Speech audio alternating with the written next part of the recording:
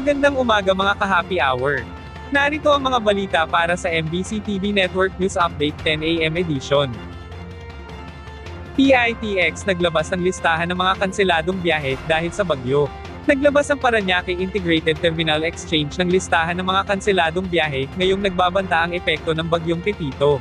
Kabilang sa mga ipinagpalibang biyahe ay ang mga sumusunod: All Visayas and Mindanao trips na dumadaan sa Matnog Port, San Jose Mindoro canceled sea travels at Batangas Port, Masbate City Masbate canceled sea travels at Pilar Port, at Virac Catanduanes canceled sea travels at Tabaco Port. Pinapayuhan ng mga biyahero na makipag-ugnayan muna sa mga bus company at shipping lines bago magtungo sa terminal upang huwag ma-stranded o masayang ang pagtungo sa mga himpilan ng bus.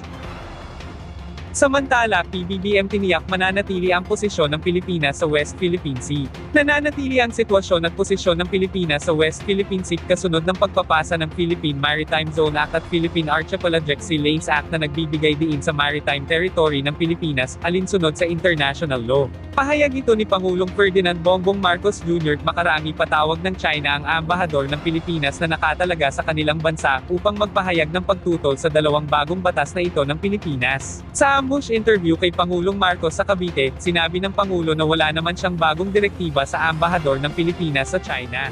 Binigyang diin lamang kasi aniya ng China ang hindi nila pagsangayon sa posisyon ng Pilipinas sa SCS maging ang kanilang umano'y sovereign territory sa rehiyon.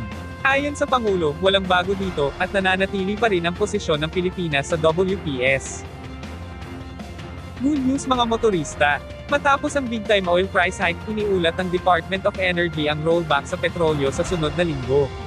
Nasa 95 centavos per liter sa produkto ng diesel habang 1 peso per liter sa presyo ng gasolina, at 80 centavos per liter naman sa kada litro ng kerosene. At yan ang mga balita para sa MBC TV Network News Update 10 AM edition. Abangan ang mga susunod na balitaan mamaya para sa 11 AM edition.